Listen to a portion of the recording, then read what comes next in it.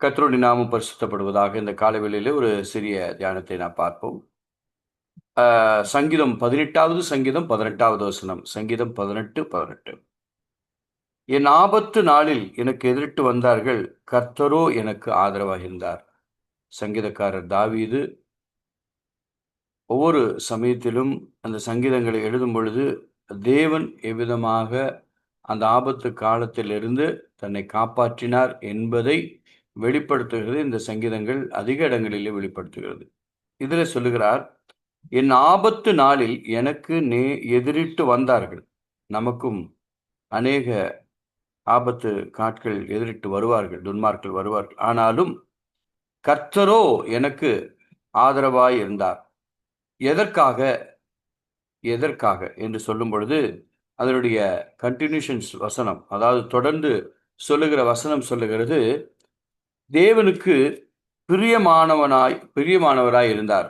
பாருங்க சொல்றாரு, அவர் என்னை விசாலமான இடத்திலே என்னை கொண்டு வந்து என்மேல் பிரியமாய் இருந்தபடியினாலே என்னை தப்புவித்தார். அப்போ கர்த்தருக்கு பிரியமானவர்களை தேவன் நேசிக்கிறவராய் இருக்கிறார்.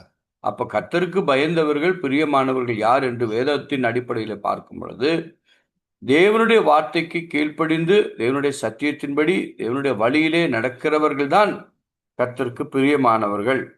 இன்னொன்று சொல்லுகிறார், கர்த்தர் என் நீதிக்கத்தக்கதாக எனக்கு பதிலளித்தாருங்கிறார். அப்போ இந்த ஆபத்து நாளிலே அவர் எதிரிட்டு வந்தார்கள், கர்த்தரோ எனக்கு ஆதரவாக இருந்தால் அவர் இன்னொரு காரியத்தை செய்தார்.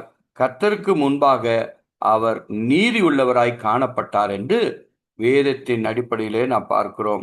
அது மட்டுமல்ல, அவர் சொல்லுகிறார், இதைத்தான் நான் சொன்னேன், கர்த்தருடைய வழிகளை கை கொண்டு வந்தேன், நான் தேவனுக்கு துரோகம் பண்ணினதில்லை. அப்படி என்றால் கர்த்தருடைய வழியில் நடக்கிறவர்கள் கர்த்தருக்கு விரோதமாக இருக்க மாட்டார்கள், கர்த்தருக்கு பிரியமாய் இருப்பார்கள், அவர்கள் துரோகம் பண்ண மாட்டார்கள். தாவீது அப்படிப்பட்ட ஒரு வாழ்க்கையை வாழ்ந்து வந்தார். எந்த சூழ்நிலையிலும், ஆபத்தான சூழ்நிலையிலும், எல்லா சூழ்நிலையிலும் அவர் கர்த்தரை நம்பியிருந்தார்.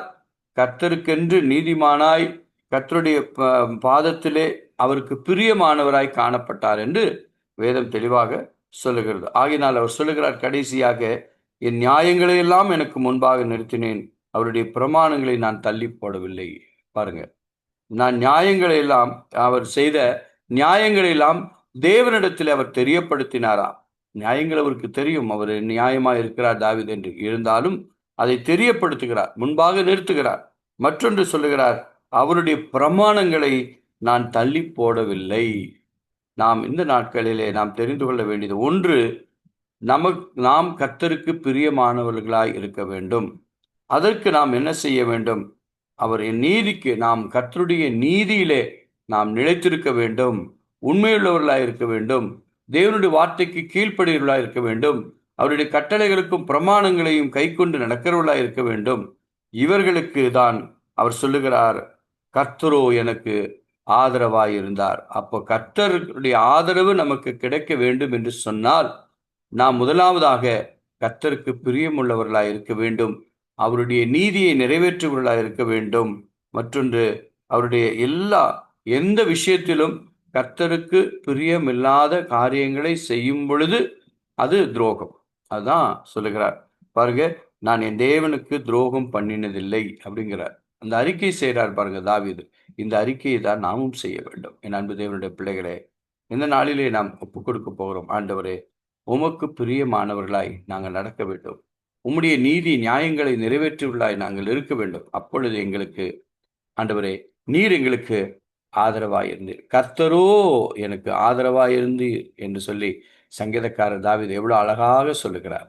இந்த ஆதரவு, ஏனென்றால் அவர் நம்மை ஆதரிக்கிறவர், நம்மை அரவணைக்கிறவர், நம்முடைய தேவனாய் இருக்கிறார். அந்த தேவனைத்தான் நாம் ஆராய்த்துக் கொண்டிருக்கிறோம். ஆனால் நாம் செய்ய வேண்டிய ஒரே ஒரு காரியம், அவருடைய நீதியை நிறைவேற்றுவர்களாகும், அவருக்கு பிரியமானவர்களாய் நாம் நடப்போம். பிரியமானவர்கள் என்றால் கர்த்தருக்கு பயந்து அவர் வழிகளில் நடக்கிறவன் பாக்கியவான். அவர் வழிகளை கை கொண்டு அவர் மேல் நம்பிக்கை வைத்து, முழு விசுவாசம் நம்பிக்கை அவர் மேல் வைத்து நடக்கிறவர்கள் அவருக்கு பிரியமானவர்கள். அவருடைய பிரமாணங்களை கற்றுக்கொண்ட நாம் அவருடைய பிரமாணங்களை மீறாதபடிக்கு அவருடைய பிரமாணங்களில் எல்லாவற்றையும் நிறைவேற்றுகிறவர்களாய் கைக்கொள்ளுகிறவர்களாய் நாம் காணப்பட்டால் கர்த்தருக்கு பிரியமுள்ளவர்களாய் இருப்போம்.